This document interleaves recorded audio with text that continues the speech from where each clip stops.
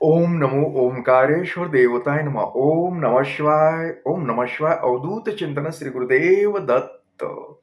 मंडळी, शंका समाधान या कार्यक्रमासाठी मी संगमेश्वर गिरी श्री क्षेत्र ओंकारेश्वर देवस्थान बिलोद्यान जानेगाव इथून आपलं सर्वांचं हार्दिक स्वागत करतो.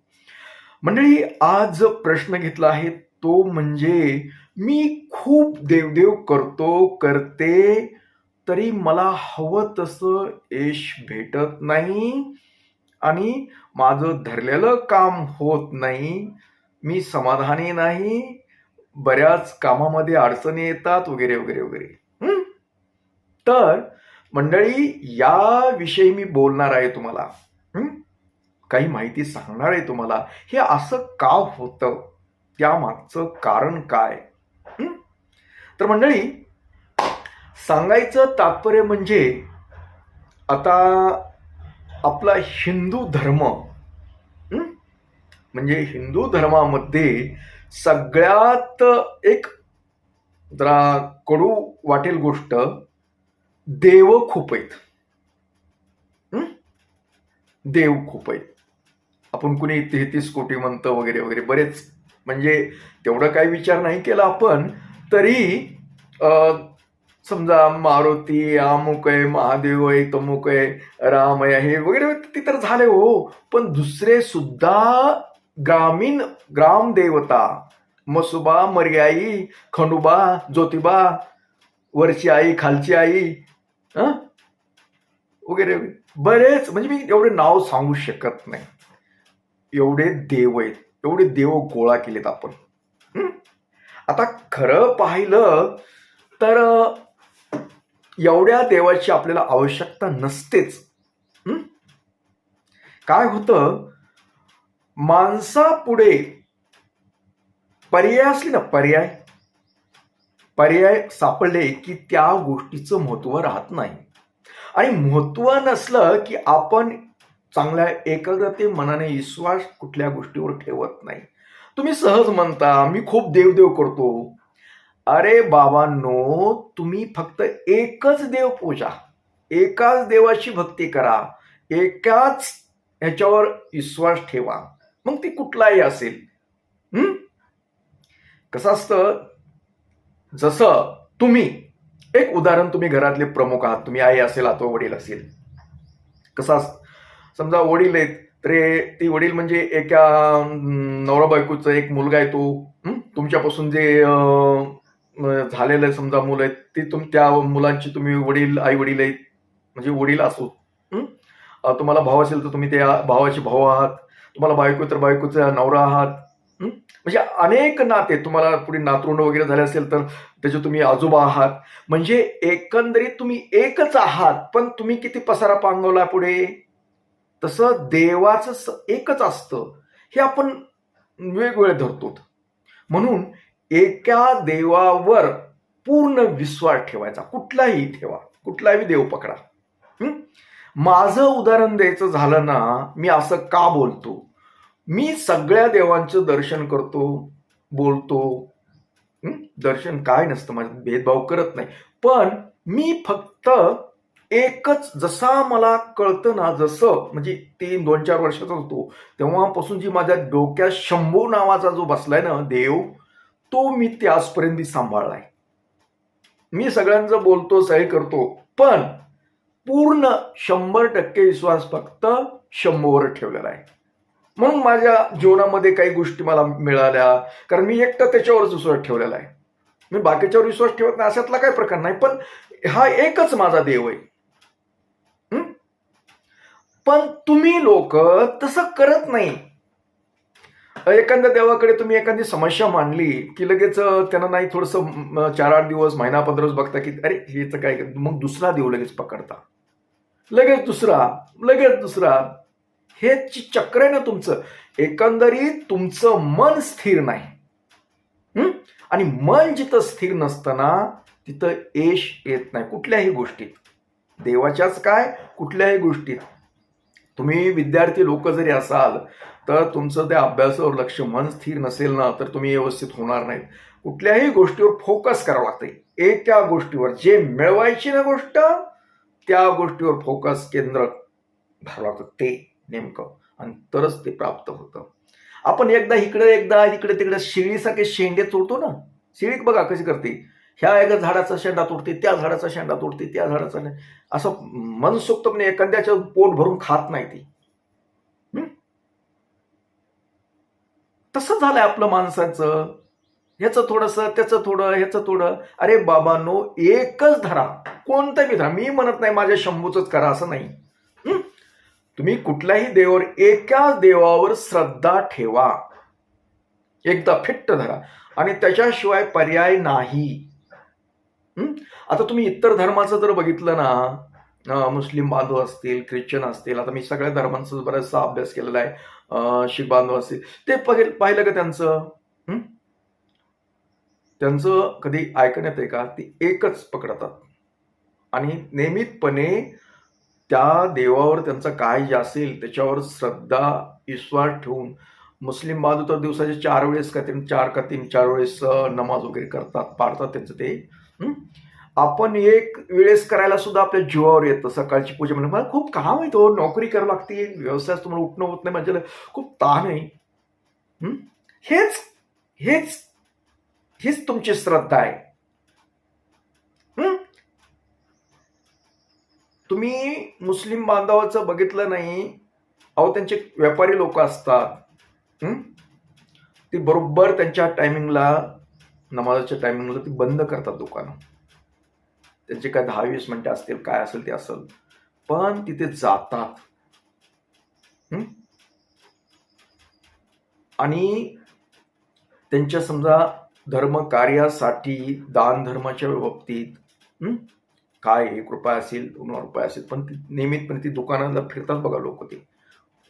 कारण माझे बरेचसे मुस्लिम मित्र कंपनी आहे, कारण त्याच्यामुळे मला ह्या अशा गोष्टी कळतात.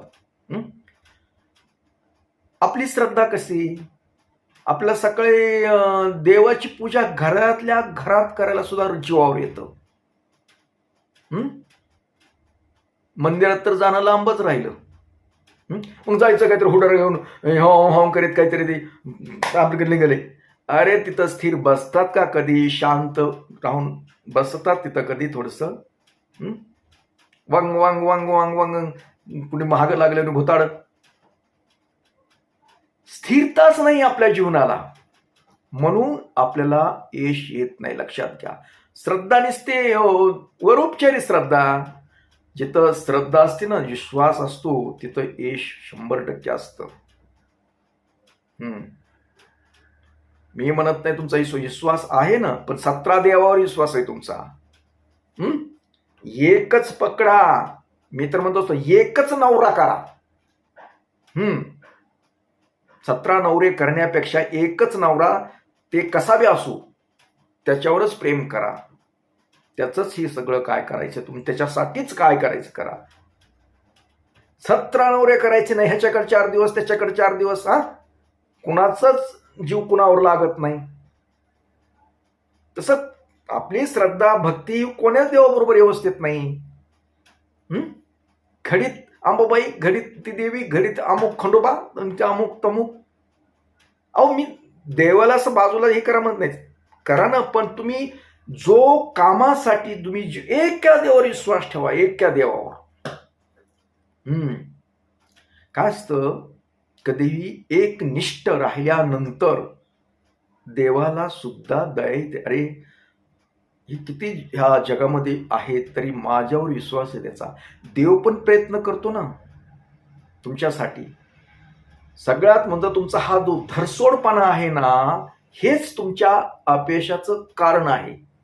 खूप लोक म्हणतात मी खूप देवदेव करतो. मी काय करतो? तू खूप देवदेव काय करतो? देवदेव सकाळी मसोबाला जातो, दुपारून खंडोबाला जातो, आणि मधल्या काळात कुठेतरी फिरत बसतो. हे देवदेव झालं का?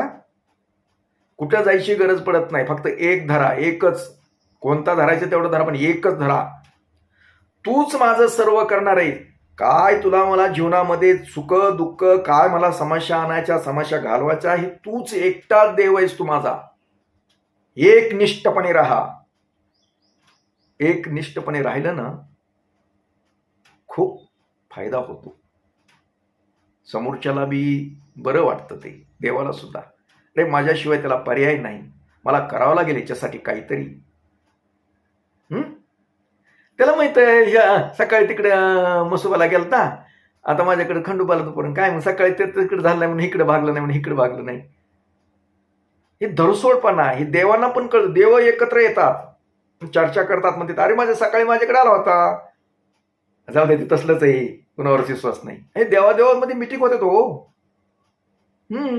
मग कसं असतं, जसे अनेक पक्षाचे समजा मंत्री असतात आणि आपल्याला इकडं निवडून येण्यासाठी भांडणं दाखवतात, विरोधी पक्ष अमुक दमुक दाखवतात, आणि ह्यांची माई सगळे एकत्र असतात ते,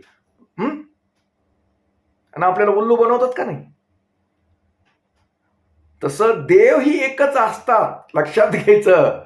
आपल्याला ही मसुबा खंडोबा त्यासाठी एक पकडायचा. मंत्री झाला तरी एक राहिलं, एकनिष्ठ कार्यकर्ता असलं की तो सुद्धा एकनिष्ठ माणसाला तो त्याचा विकास करतो, त्याच्यासाठी काहीतरी करण्याचा प्रयत्न करतो मंत्री सुद्धा.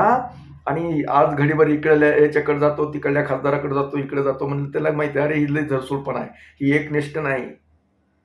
ते पण दुर्लक्ष करतात. तसे देव पण करतात. हो, तुम्हाला विनोद वाटत असेल, खरं आहे ती. त्याच्यामुळं मला एकच सांगायचं या गोष्टीतून, तुम्हाला समस्या येत नाहीत काही नाही, तुमचं फक्त मन स्थिर नाही. सगळ्यात महत्वाचं म्हणजे तुमचं मन स्थिर नाही. आणि मन स्थिर नसलं की काहीच साध्य होत नाही, काही होत नाही साध्य कोणत्याही गोष्टीत. म्हटलं ना मी, सर्वप्रथम आपलं मन स्थिर करा, एकाच गोष्टीवर फोकस करा, एकाच देवावर श्रद्धा ठेवा, खूप श्रद्धा ठेवा. देवा तुझ्याशिवाय मला कुणी नाही, तूच आहेस, माझं सर्वस्व तूच आहेस.